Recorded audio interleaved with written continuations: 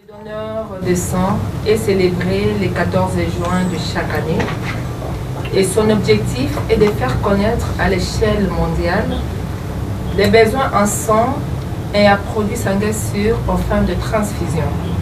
De sensibiliser également à la contribution essentielle des donneurs de sang volontaires et bénévoles au système de santé national de la RDC, afin de montrer la nécessité d'appuyer les services de sang afin de promouvoir la production du sang sécurisé.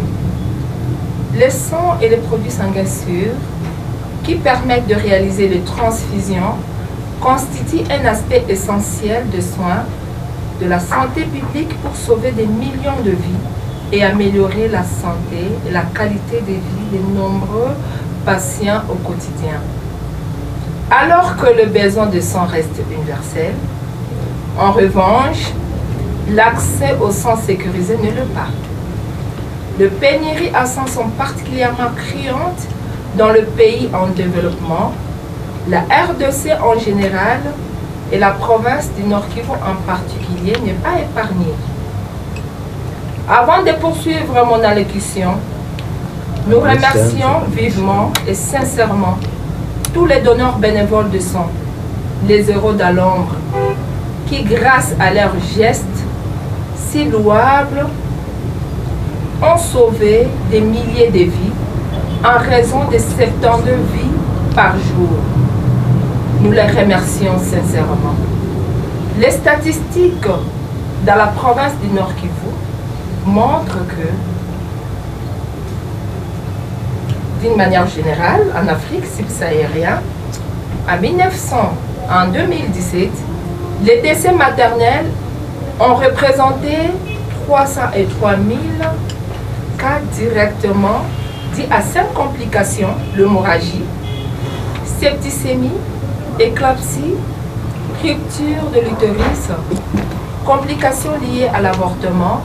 Et en pareille circonstance, le sang est indispensable pour les maintenir en vie. En RDC, les besoins annuels en produits sanguins est d'environ 600 000 unités de sang à collecter. La contribution des donneurs bénévoles de sang ne représente que 30%. Comprenez ensemble avec moi que le gap à couvrir est de 70%.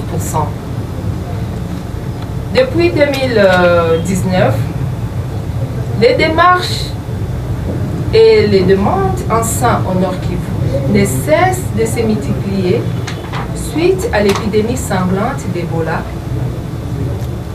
pandémie meurtrière de Covid-19, qui ont simultanément frappé les pays de la RDC.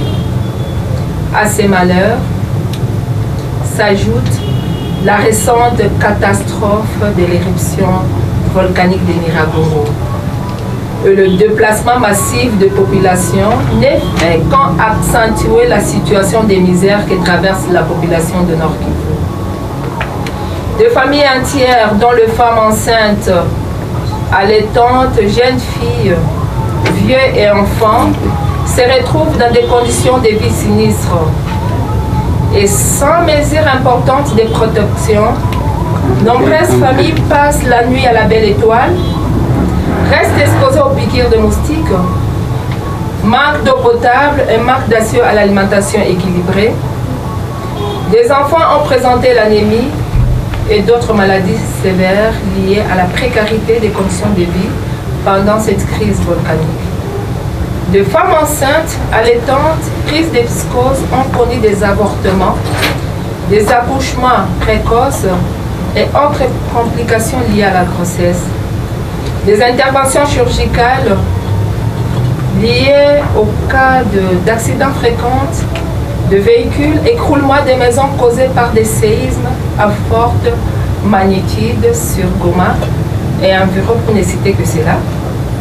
Les dégâts ont été énormes et ces derniers ont paralysé les activités au niveau de la province, réduisant ainsi l'activisme des donations du sang de manière alarmante, alors que c'était le moment où jamais une forte mobilisation devait être assurée afin que le cœur des nécessités continue à battre.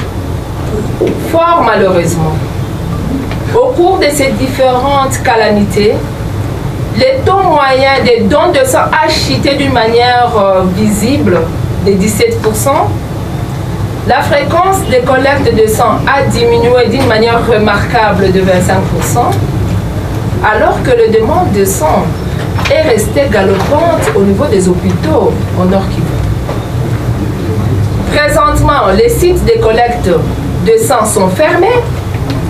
La population qui a subi ces divers stress reste indifférente pour la donation du sang, d'où l'importance de mettre en place des mécanismes tant communicationnels que techniques en vue de rappeler la population entière et les donneurs de sang dans des conditions aussi urgentes la nécessité de donner davantage du sang de manière permanente. Au cours de l'année 2020, la province a peint un tableau sombre. Pour un besoin de 71 236 transfusions, seules 31 329 transfusions ont été réalisées, soit 44,7% des couvertures, sur laquelle seuls 35% des sangs sécurisés ont été enregistrés.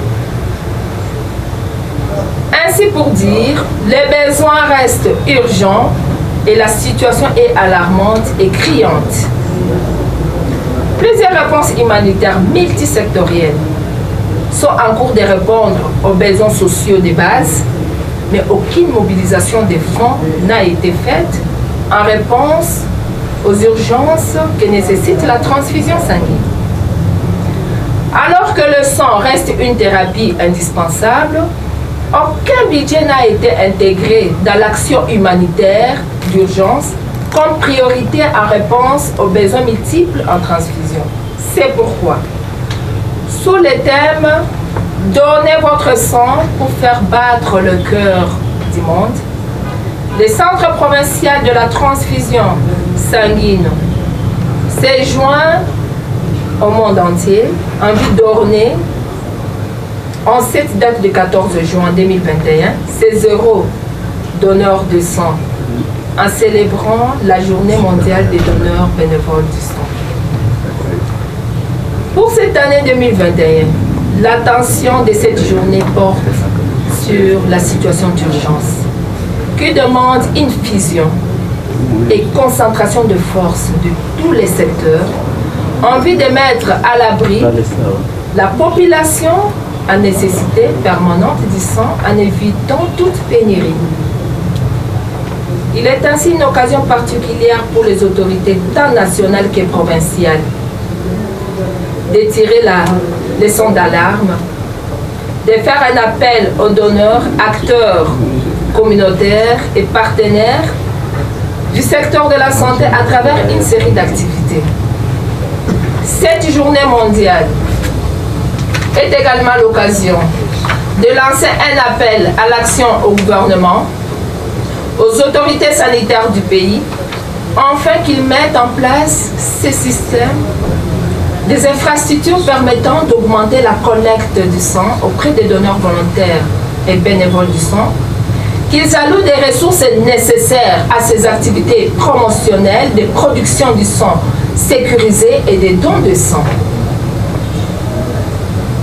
Actuellement, les centres provinciaux de la transfusion sanguine traversent une difficulté de fonctionnement pour arriver à produire correctement du sang de qualité, car dépourvu de tout soutien de partenaires à ces secteurs. Ainsi, moi et ma famille, je prends l'engagement solennel de donner du sang pour faire battre le cœur du monde. J'ai fait un appel à vous tous pour que nous puissions sauver un si grand nombre de vies que possible. J'ai dit et je vous remercie. Bonne fête à vous tous les donneurs bénévoles de sang. Merci beaucoup pour le mot prononcé, pour le discours. Nous invitons le radio, nous avons la radio UBFM qui a une question. Oui, vous avez la parole. Moi c'est Philippe Babirego. je me juste de savoir, est-ce cette troisième vague de Covid-19 ne risque-t-elle pas d'impacter sur les dons du sang? Qu'est-ce qu'il faut pour détourner cette situation afin qu'une carence de poches de sang ne soit observée? Merci. Ok, merci beaucoup pour cette question. Comme je l'ai dit, déjà avec les épidémies, la pandémie de Covid-19, nous constatons une chute remarquable des fréquentations de donneurs bénévoles au niveau des centres provinciaux de la transfusion sanguine. Comme je vous l'ai dit, déjà à 17%, nous constatons déjà que les donneurs ne viennent pas donner les sangs. Et la population apparemment n'est pas informée. Raison pour laquelle je profite de cette occasion pour lancer un appel. Sensibiliser. Pour moi, je souhaiterais que les autorités, comme je le disais, tant nationales et provinciales, s'impliquent et prennent conscience de cette situation, nous aident d'une manière pratique à mobiliser cette population, de prendre conscience de la pénurie du sang dans nos banques de sang. S'il n'y a pas du sang, il n'y a pas la vie. Le sang, c'est la vie. Contribuons en donnant du sang, on donne la vie. Donc nous devons, nous tous, nous impliquer dans la sensibilisation, informer la population parce qu'il n'est pas informé. Raison pour laquelle on lance ces cris d'alarme à vous tous. Il n'y a que la sensibilisation, la population doit prendre conscience. On n'a pas besoin que les sangs viennent ailleurs. Malgré que cette population revienne de sinistres, revienne de déplacement de là où ils étaient, ils retournent dans leur lieu, dans leur logis, ils doivent prendre conscience et donner du sang. Le sang, c'est un médicament qu'on ne retrouve pas dans les pharmacies. Il n'y a que nous, porteurs du sang, nous devons donner du sang. Ils doivent prendre conscience, donner du sang. Il n'y a que ça que nous pouvons faire, sensibilisation. Nous invitons la radio Centrale FM à poser cette question. Merci, je suis Fiston, ici moi, Midi Centrale FM. Vous êtes en train de lancer déjà un appel aux donneurs de sang. Vous les sensibiliser. Mais qu'est-ce que ce donateur risque? Il n'y a pas de risque. Y a-t-il de conditions qu'un donateur doit remplir pour donner son sang? C'est la première question. La seconde, il y a énorme besoin de sang, comme vous l'avez dit. Mais quel est le risque ou alors quel est le sort de ces patients qui aujourd'hui sont en état de besoin de sang? Merci. En fait, je dirais que pour donner du sang, il suffit d'être majeur. En RDC, déjà à 18 ans, on est majeur. Et se sentir dans des bonnes conditions santé apparentes, on se sent qu'on n'est pas malade, et voilà. Pour moi, je dirais que ce sont les deux conditions. Sinon, le reste des conditions, c'est-à-dire si on est femme enceinte, femme allaitante, tout ça, ils sont bien connus au niveau des centres de transfusion, parce que le centre ne peut pas prélever du sang auprès d'un donneur qui ne le mérite pas. Il y a des conditions pour que le donneur reste vraiment en bonne santé. On prélève lorsque toutes les conditions sont démises, c'est-à-dire être majeur, se sentir en bonne santé apparente, et des petites conditions, des petites questions sont démises au niveau du centre provincial de la transfusion sanguine. Le donneur donne, mais il reste en bonne santé. Voilà. Pour moi, au niveau communautaire, rien que ces deux conditions, être majeur et être en bonne santé apparente.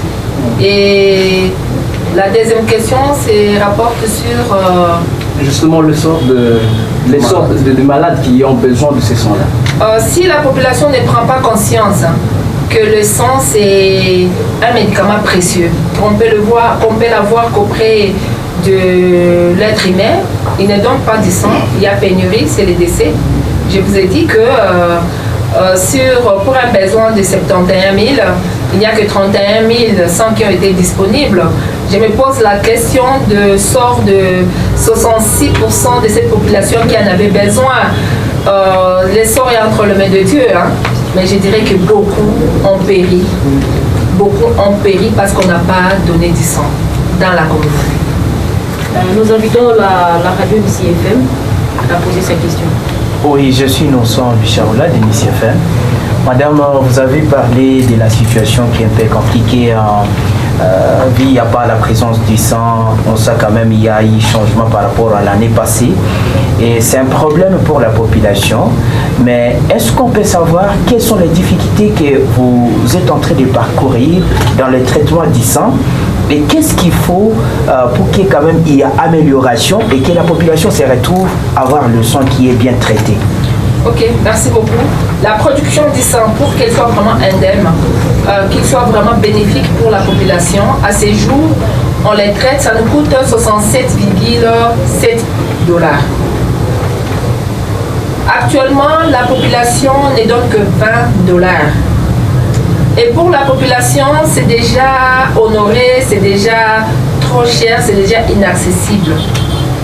Et par rapport au traitement de produits sanguins, s'il faut donner du sang correctement traité, il nous faut presque 68 $.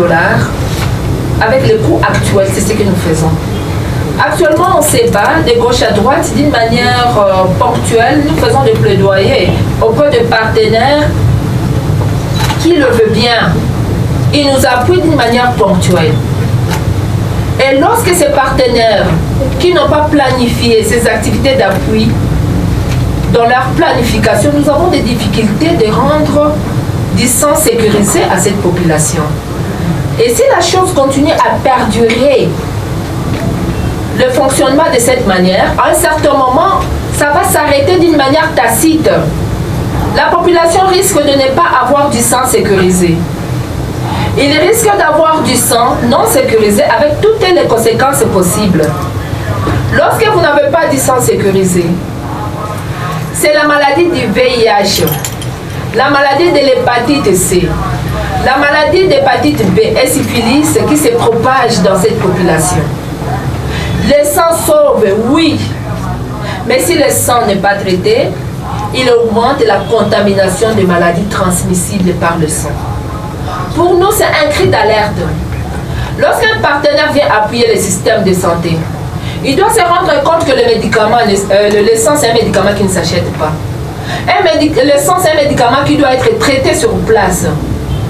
On doit revoir la priorité par rapport à nos partenaires qui viennent appuyer les systèmes de santé au niveau de notre pays. De reconsidérer l'appui du système de la transfusion sanguine au niveau de la RDC. Parce que je vous informe que depuis 2014, le Fonds mondial est parti. La Banque mondiale est partie. On n'a vraiment presque aucun partenaire qui appuie les secteurs de la transfusion sanguine. On recourt aux appuis ponctuels. Vous comprenez que d'une manière normale, un programme sensible comme le nôtre, ne peut pas fonctionner sur un hasard. Voilà un peu le résumé de la situation que nous traversons aujourd'hui. Je vais vous dire que ça fait presque 3 à 4 mois que nos personnels qui travaillent sur ce secteur jour et nuit pour apprêter le sang, que les hôpitaux n'en manquent pas, ils ne sont pas payés. Ils le font d'une manière bénévole. Or, ce sont des responsables, ce sont des parents, ce sont des responsables de famille. Voilà. Mais par amour de cette population, ils le font d'une manière bénévole. Il est grand temps de venir à la rescousse de ces programmes-là pour faire un travail de titan. Sinon, ça risque de s'arrêter d'une manière tacite, avec toutes les conséquences possibles. Merci. Nous invitons le journal Forum des As. Oui, merci beaucoup. Je suis Amiral Senghor, Forum des As, les Réunions Componentes. Ma première question a été presque répondue. Je voudrais savoir les stratégies que vous comptez mettre en place par le fait que la population reste toujours sceptique à adhérer à cette campagne de donation du sang. Est-ce que c'est un problème de communication, soit vous avez une mauvaise stratégie mise en place? Qu'est-ce que vous comptez faire en ce sens? L'autre question, je voudrais savoir quel est le message que vous lancez aux autorités. Je viens de profiter de cette question par le fait que vous dites que vous avez 4 mois impayés. Les messages clairs, vous êtes devant les caméras, que vous lancez auprès des autorités. La stratégie, nous avons la stratégie, au fait, pour avoir du sang sécurisé à toute la population, il faut renforcer la mobilisation sociale. Il faut vulgariser l'information parce que la population n'est pas vraiment informée. Et les stratégies, les canaux de communication sont autres que vous. Et cela demande de moyens. Vous êtes d'accord avec moi? Ça demande de moyens pour le faire. Nous avons un plan de communication au niveau de notre service, mais faute de moyens, on ne sait pas vraiment le mettre en exécution. C'est ça la difficulté, mais sinon, nous faisons des campagnes de sensibilisation dans les écoles. Cela ne suffit pas. Vous voyez, pendant cette période de calamité, de l'éruption volcanique, on a fermé les écoles et qui constituent parmi nos sites prioritaires. On a eu des difficultés pour avoir du sang. C'est-à-dire que les stratégies que nous utilisons, nous les connaissons bien, mais ça demande des moyens parce que la gratuité, parfois, c'est difficile de pouvoir avancer avec la gratuité parce qu'on n'est pas prêt de nous rendre aussi service gratuitement. Le sang a un coût, comme je le disais. La production du sang a un coût à 67 $, la population donne à 20 $. Bon, qu'est-ce qu'on fait? Parmi mes stratégies, on disait le sang doit se produire par cette communauté-là. Nous devons mettre une poche de sang à 67 $. Comme ça couvre tous les frais. En couvrant tous les frais, la population aura du sang. Mais est-ce qu'aujourd'hui la population est prête d'accéder? Les hôpitaux est représenté ici, il va nous le dire. Est-ce que le bénéficiaire est prêt à donner 67 $ pour produire du sang? Dans tout le pays du monde entier, le poche de sang coûte au-delà de 150 $. Les sangs de qualité, il y a un système de mutuelles de l'assurance santé qui couvre cela. Mais notre système n'est pas encore bien développé, c'est en cours de développement de ces mutuelles de l'assurance santé. Mais pour le moment, qu'est-ce qu'on fait? On est en train de réfléchir comment mettre le sang à son réel prix pour qu'on s'en sorte. Sinon, si on n'a pas un partenaire qui couvre les frais que la population ne couvre pas, nous allons mettre le sang à son réel prix de production. Et de là, je dirais même 67 $ n'est pas encore suffisant parce que pour bien produire vraiment le sang de qualité, ça nous demande 110 $ au niveau du Centre provincial de la transfusion sanguine. Voilà, moi je dirais, nous avons besoin de soutien du partenaire. Nous avons besoin du soutien du gouvernement d'une manière générale. Les efforts consentis pour le bien-être de la population que le gouvernement est en train de faire jour et nuit, qui n'oublie pas le secteur de la transfusion, un secteur aussi indispensable pour maintenir la qualité de notre population au quotidien. Puis la radio, la Colombe a la parole. Merci beaucoup pour la parole. Je suis Richard Machaouri, de la radio La Colombe. Ma question va s'adresser. Je vais juste m'adresser au représentant de l'Africa, qui d'ailleurs représente les hôpitaux ici. En parlant de la pénurie du sang, comment vous parvenez à subvenir à ces besoins dans les camps des urgences? Oui, merci beaucoup pour la question. Moi, je suis Dr Serge Karato, je suis le médecin directeur de l'hôpital de l'Africa ici. Je représente les structures de santé qui utilisent le sang pour le soin de nos malades, de nos compatriotes. C'est une question importante, mais c'est une question qui ne dépend pas directement de moi, parce que moi, nous, les institutions, nous utilisons le sang de qualité mis à notre disposition par le Centre provincial de transfusion sanguine. Et nous, quand nous sentons qu'il y a pénurie, ça nous fait peur, ça nous inquiète beaucoup. Parce qu'il n'y a rien qui peut remplacer le sang quand il n'y a pas du sang. Il n'y a rien. Et de fois, nous perdons des malades si le sang dont a besoin le malade n'est pas disponible. Les femmes enceintes qui ont besoin de sang, qui ont accouché et qui saignent, s'il n'y a pas du sang, qu'est-ce qu'on va faire? On voit que c'est un problème grave. Et c'est ainsi que je profite de ce moment, de cette journée, pour remercier d'abord les donneurs bénévoles de sang. Parce qu'on ne sait pas produire le sang à l'industrie, comme fait les industries pharmaceutiques pour produire les médicaments et autres. On ne sait pas produire. Donc le sang ne vient que des donneurs bénévoles de sang. Et ils nous aident beaucoup. Et même, je peux dire au nom des malades, je remercie ces donneurs. Donc pour nous, s'il n'y a pas de sang, c'est une inquiétude et on ne saura pas quoi faire. Pas seulement pour nos malades, mais pour tout le monde. Parce que personne n'est épargné. Tout le monde peut avoir besoin de ce sang. Donc, pour moi, je dis que s'il y a pénurie, c'est une inquiétude. Je vais de suivre la coordonnatrice provinciale de transfusion sanguine. Et ça commence à vraiment m'inquiéter parce que cette baisse de 17% de la production de sang de qualité, c'est un problème sérieux.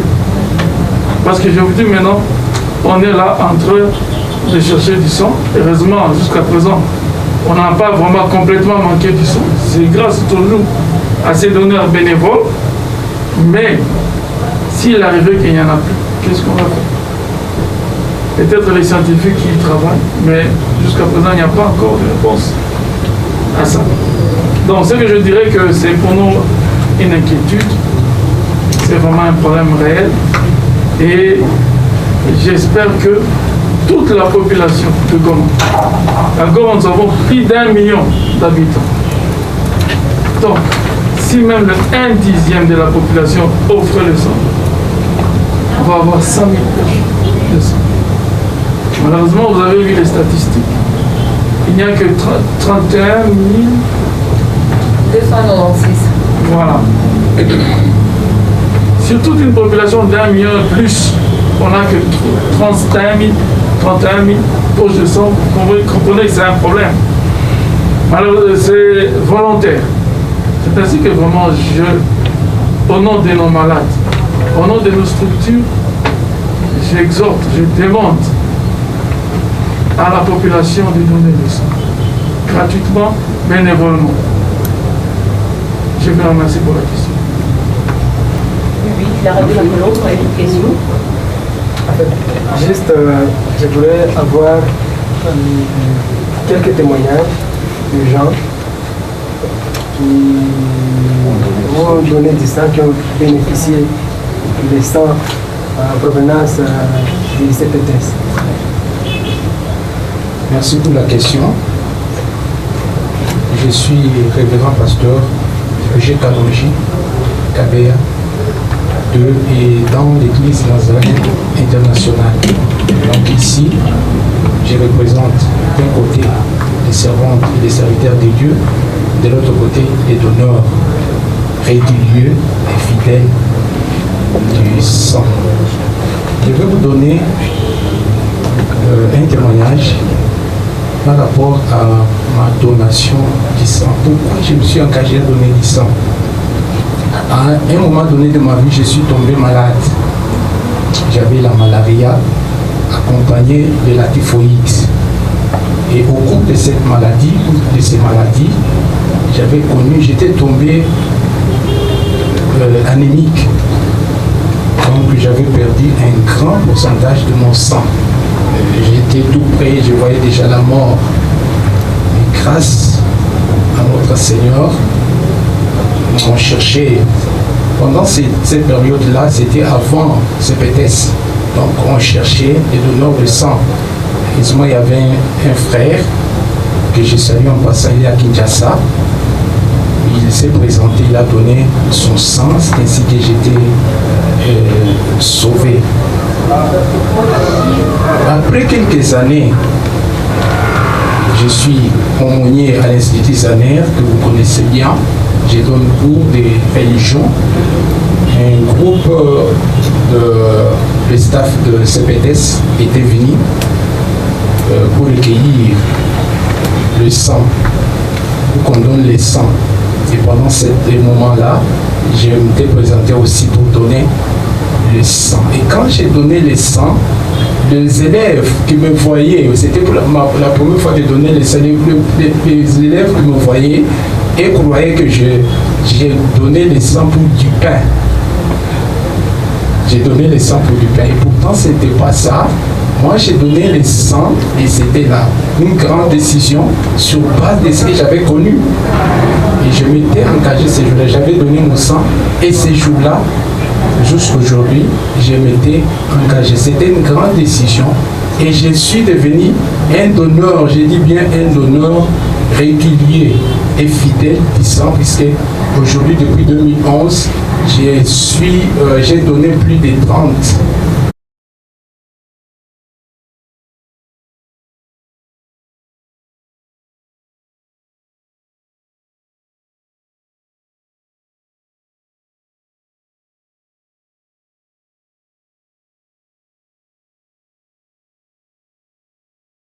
de Goma de donner le sang, puisque le sang sauve la vie, comme on l'a déjà dit, ou comme on l'a déjà démontré, sauve la vie, comme moi aussi j'étais sauvé par le sang.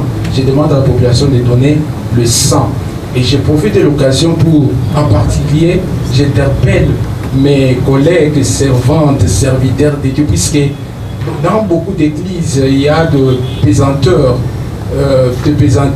culturelles et religieuses qui empêchent beaucoup à donner le sang. Je leur demande de donner le sang, comme moi je l'avais fait, et comme l'autre là qui m'avait donné aussi le sang et qui m'avait sauvé la vie, je leur demande de donner le sang, et qu'ils donnent le sang pour sauver des vies, et pour faire battre le cœur du monde. Merci.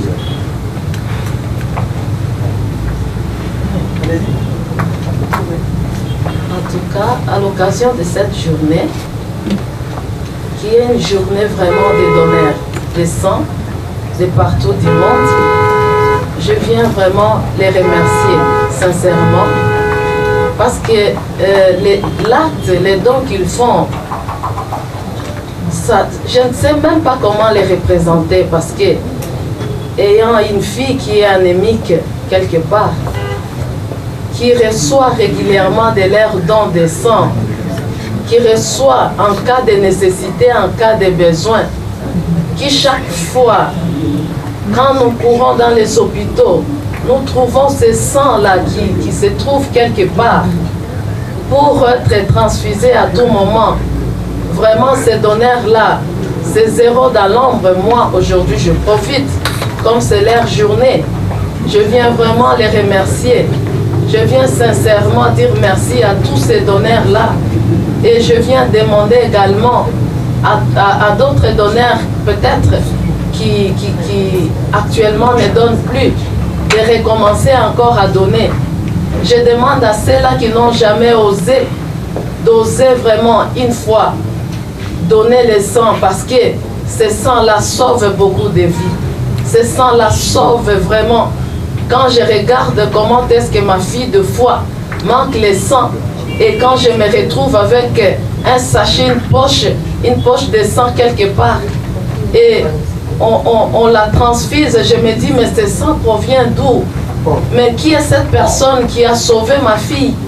Mais je ne connais même pas cette personne, et je dis, mais merci. Et je profite aujourd'hui de remercier parce que c'est la journée. Peut-être que ces donneurs-là m'écoutent quelque part au lit, au salon, au travail, je ne sais pas moi, ou à l'église. Vraiment, je les remercie. Je manque même comment dire, mais je dis que ce sont des héros dans l'ombre. Je les valorise à un niveau que je ne sais pas comment. Parce que grâce à eux, grâce à ces donneurs-là, ma fille aujourd'hui a 16 ans. Aujourd'hui, on peut se réjouir. On est content, on est heureux. Parce que ce donneur-là, qui est quelque part dans un coin, a donné son sang. Moi, je suis receveur indirect parce que c'est ma fille qui est anémique. Mais quelque part, comme elle est loin de moi, à Kinshasa, présentement là, je lui fais un petit bisou parce qu'elle va bien. Elle est drépanocytaire. Je fais un bisou à cette fille-là. Mais c'est grâce à ces donneurs-là. Écoutez, vous donneurs bénévoles de sang, vous êtes extraordinaires. Vous êtes formidables. Continuez à donner. Merci beaucoup. Merci. Merci beaucoup. Moi, c'est Dr Merveille. Je m'occupe du plateau technique de Goma. C'est un plateau technique qui organise les activités transfusionnelles au niveau de cette partie de la province. Nous couvrons actuellement que 8 zones de 11. Et comprenez par là que nous avons énormément de difficultés en ce qui concerne notre fonctionnement. Parce que vous avez compris, au-delà de tout, il y a un coût par rapport à la qualité. Et nous avons avancé avec la qualité, mais on a énormément de difficultés en ce qui concerne les ravitaillements en intrants et réactifs. Et surtout, c'est là qui nous bloque. Au niveau où nous sommes, vous avez entendu un des receveurs qui vous a dit qu'à l'époque, on allait chercher un donneur dans la cité. On a suffisamment organisé les services au niveau pays Et au niveau de la province, on ne peut plus rentrer à l'arrière. C'est pour cela le cri d'alerte, d'alarme, nous les réitérons encore en ce qui concerne un appui à notre service de santé. Parce que, quoi qu'il en soit, le sang, s'il est donné et s'il n'est pas de qualité, il constitue encore un danger pour la personne qui va le recevoir. Mais tout ça, on ne saura le faire que si on a un appui, si on a une main forte qui nous accompagne, notamment les partenaires extérieurs, notre plus grand partenaire, le gouvernement. En ce jour, je voulais aussi remercier toutes les personnes qui donnent le sang. Je voulais promouvoir le don de sang à travers la ville, parce que même si on le dit, on le dira toujours, ce n'est pas encore assez. Cette information n'a pas encore atteint les recoins de la province, même pas de la ville. Notre communication reste faible, mais c'est à nous tous d'y travailler pour pouvoir avancer, pour que cette information arrive chez chaque personne, qu'il puisse savoir qu'il est important et que son sang peut sauver une vie, quelque part. Je dis et je vous remercie. Merci beaucoup. Le dernier mot de la coordinatrice pour une mission culturelle. Ok, merci beaucoup. Pour moi, je vais dire que la province du Nord-Kivu a mis en place 4 plateaux techniques pour couvrir l'ensemble de la province en sang sécurisé. Nous allons dire que nous avons un plateau technique de Goma qui couvre 7 zones de santé. Et là, c'est Walikale, Mweso et Goma, Niragongo et Massissi. On a mis en place le centre de transfusion de Rutshuru qui couvre 5 zones de santé. Il y a Rutshuru lui-même, il y a Binza, il y a Kaina, il y a également Rwarupa, à Limbongo.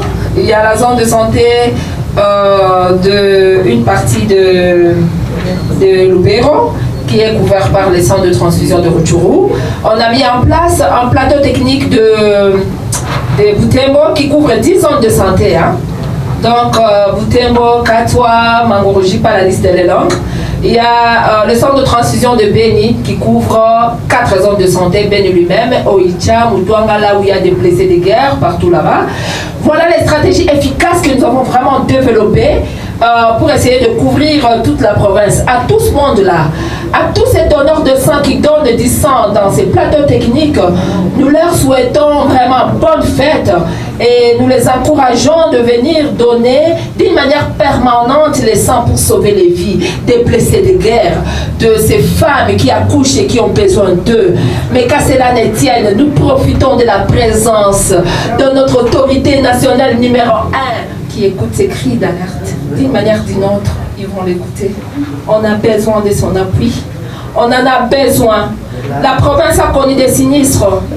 Ce n'est pas seulement l'appui matériel. Ce n'est pas seulement le soutien matériel.